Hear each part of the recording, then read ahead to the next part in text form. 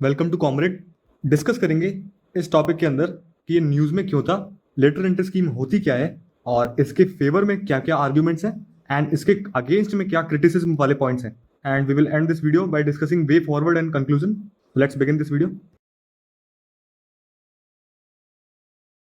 हाल ही में यूपीएससी ने एक नोटिफिकेशन इशू किया था जिसमें 45 वैकेंसीज निकाली थी। 45 वैकेंसीज, 3 अलग अलग पोस्ट के लिए, एक joint secretaries, second directors and third was deputy secretaries. अब ये सारी तीनों पोस्ट स्पेशलाइजेशन के बेसिस पे थी, यानी कि आपको इन फील्ड्स में स्पेशलिस्ट होना पड़ेगा for being appointed in different government departments via this lateral entry scheme. इस स्कीम को अपोजिशन से कुछ बैकलैश भी आया था, लेकिन इसको हम आगे डिस्कस करेंगे वीडियो में। अब डिस्कस करते हैं लेटरल एंट्री स्कीम होता क्या है। सो सपोज ये गवर्नमेंट की जो हमारी प्रोसेस होती है वो या तो कोई एग्जाम या किसी प्रोसीजर के जरिए लोगों को अपॉइंट करती है इनटू द गवर्नमेंट। लेकिन लेटरल एंट्री स्कीम में एक पैरेलल अप्रोच होती है कि वो किसी भी पीएसयू, स्टेट गवर्नमेंट या एनजीओ या किसी प्राइवेट फर्म से डायरेक्टली गवर्नमेंट में मिड या सीनियर लेवल पे अपॉइंट किए जाएं। इस प्रोसेस को बोलते हैं लेटरल एंट्री। होप यहां तक क्लियर है। सो ये लेटरल एंट्रेंस होते हैं, इनका मिनिमम कॉन्ट्रैक्ट बेसिस पे एंट्री करते हैं 3 साल के लिए, जिसको एक्सटेंड किया जा सकता है मैक्सिमम 5 ईयर तक। अब इस स्कीम का मेन पर्पस होता है डोमेन स्पेसिफिक एक्सपर्टीज लाना और फ्रेश पर्सपेक्टिव लाना गवर्नमेंट की फंक्शनिंग में। नेक्स्ट बात करते हैं इस कॉन्सेप्ट का ओरिजिन कैसे हुआ और सबसे पहले ये इम्प्लीमेंटेशन कैसे आया। सो लेटरल एंट्री के कॉन्सेप्ट सबसे पहले इंट्रोड्यूस हुआ था 2004-9 के सेशन में। 2004 से 9 की गवर्नमेंट में सबसे पहले 2005 में इसको इंट्रोड्यूस किया था सेकंड एडमिनिस्ट्रेटिव रिफॉर्म कमीशन के दौरान। एडमिनिस्ट्रेटिव रिफॉर्म कमीशन की हिस्ट्री है 1966 में under the chairmanship of Morarji Desai ये शुरू हुआ था। और 1966 में हालांकि इसकी कोई बात नहीं हुई थी लेटरल एंट्री स्कीम की, लेकिन एआरसी सबसे पहले 1966 में एस्टैब्लिश हुआ था। सेकंड कमीशन 2005 में आई थी जिसमें लेटरल एंट्री स्कीम को एज अ कॉन्सेप्ट बताया गया था। नेक्स्ट 2017 में नीति आयोग ने 2 रिपोर्ट्स बनाई। सबसे पहली थी 3 ईयर एक्शन एजेंडा और दूसरी रिपोर्ट थी sectoral group of secretaries on governance. इन दोनों रिपोर्ट्स में नीति आयोग ने पुश किया कि लेटरल एंट्री स्कीम गवर्नमेंट को अप्लाई करनी चाहिए ताकि डोमेन स्पेसिफिक एक्सपर्टीज गवर्नमेंट की फंक्शनिंग में इंक्लूड करी जा सके। नेक्स्ट बात करते हैं एलिजिबिलिटी की।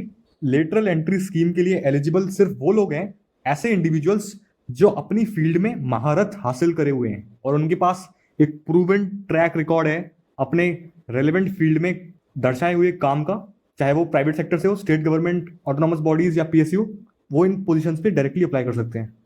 लेटरल एंट्री स्कीम के अंदर रिजर्वेशन की बात करते हैं तो इसमें रिजर्वेशन अप्लाई नहीं होता है क्योंकि ये एक इंडिविजुअल ओपनिंग है, सिर्फ एक इंडिविजुअल स्पेसिफिक गवर्नमेंट डिपार्टमेंट के लिए।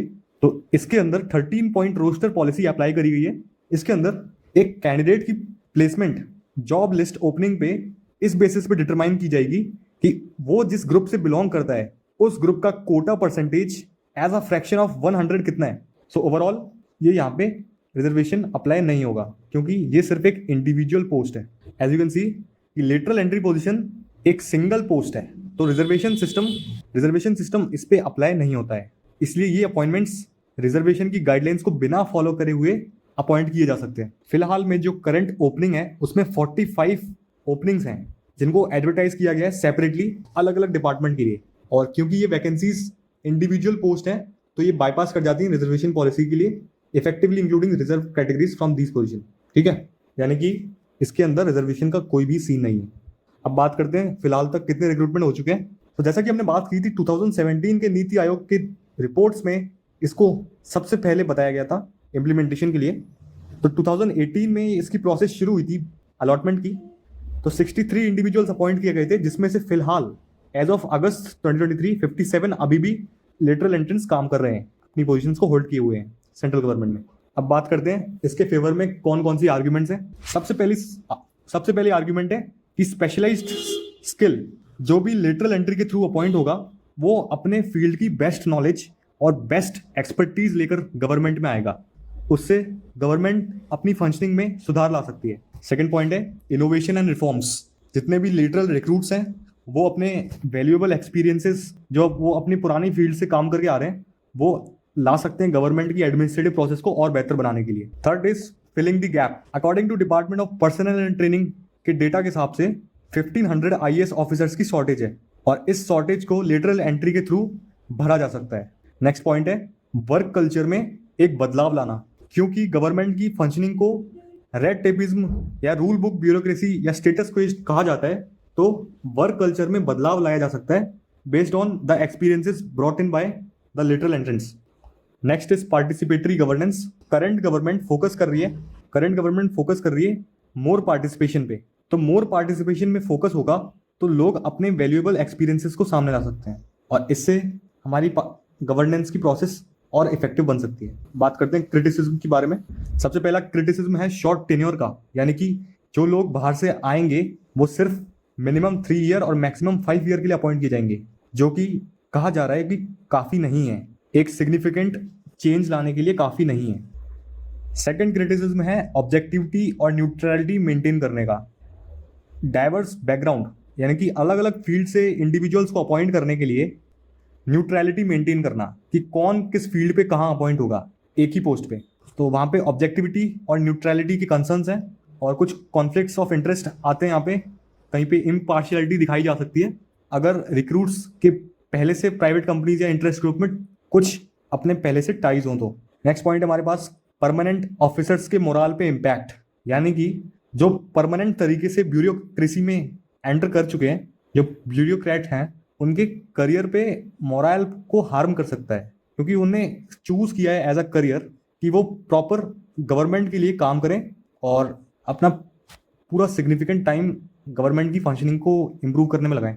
लेकिन जो 3 साल के लिए बंदा 5 साल के लिए बंदा आके छोड़ जाएगा तो वो एक सिग्निफिकेंट इम्पैक्ट या डिवाइड बना सकता है परमानेंट ऑफिसर्स और जो लेटरल एंट्रेंस आएंगे उनके बीच में। अब क्योंकि लेटरल एंट्री में कोई एक एग्जाम नहीं है या फिर कोई प्रॉपर रिक्रूटमेंट क्राइटेरिया नहीं है, तो इसमें मेरिट बेस्ड रिक्रूटमेंट सिस्टम का डाइल्यूशन हो सकता है। यानी कि जितनी भी सिविल सर्विसेज वाली पोजीशंस हैं, अगर उनमें ट्रांसपेरेंट तरीके से अपॉइंटमेंट नहीं किया जाता है तो एक परसेप्शन बन सकता है कि अपने फेवरेट बंदे को लगाने या नेपोटिज्म सिलेक्शन प्रोसेस में लगाने का। Next point is outsider syndrome. Traditional bureaucrats जो प्रॉपर गवर्नमेंट में प्रोसेस से आए हैं उनके अंदर कंसर्न्स हो सकते हैं हायरार्की और डिस्क्रिप्शन के रिगार्डिंग कि जो लिटरल एंट्रेंस हैं उनको वो एक आउटसाइडर की तरह ट्रीट करें और हॉस्टिलिटी दिखाएं टुवर्ड्स देयर इंक्लूजन, यानी कि कुछ इंपॉर्टेंट प्रोसेस को शेयर करने में उनको आउटसाइडर की तरह ट्रीट करें।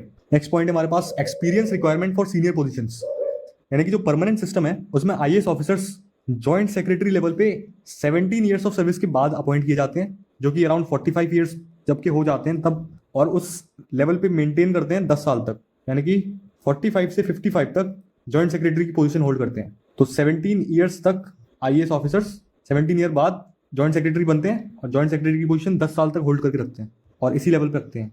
और अगर इसी क्राइटेरिया पर जज किया जाए प्राइवेट लेटरल एंट्रेंस को तो वो एक गलत तरीका होगा जज करने का, क्योंकि 50 की उम्र पे तो वो अपने पीक पे पहुंच जाते हैं करियर के। ठीक है, नाउ वे फॉरवर्ड क्या हो सकता है कि हम ट्रांसपेरेंसी मेंटेन करें, एक merit based selection process include करें लेटरल एंट्रीज के लिए जो रेलेवेंट एक्सपर्टीज, एक्सपीरियंस और स्किल्स लाए, जिसमें कोई भी तरीके का एक तरफा बायस या नेपोटिज्म ना हो। सेकेंड प्रोसेस वे फॉरवर्ड के अंदर है कि एक प्रॉपर ट्रेनिंग सेटअप किया जाए लेटरल एंट्रेंस के लिए ताकि वो समझ पाएं गवर्नमेंट का कॉम्प्लेक्स नेचर ऑफ वर्क।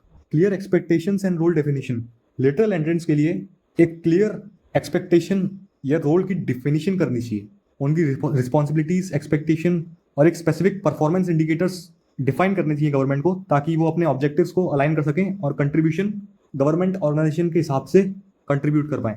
और एज बैरियर को रिलैक्स करना चाहिए ताकि 35 year old young and working experts को इंक्लूड करा जा सके गवर्नमेंट में, ना कि 50 ईयर्स तक जो जॉइंट सेक्रेटरी वाले हो गए हैं गवर्नमेंट में उनको इंक्लूड करा जाए। ठीक है, conclusion of this video is lateral entry एक बहुत बढ़िया तरीका हो सकता है गवर्नमेंट में प्रोसेस को इम्प्रूव करने का, और इसमें ज़रूरत होगी हमें केयरफुल क्राइटेरिया मेंशन करने की, जॉब रोल्स कितने बंदे एंट्री करेंगे और प्रॉपर ट्रेनिंग की, ताकि एक positive change over a long period display हो।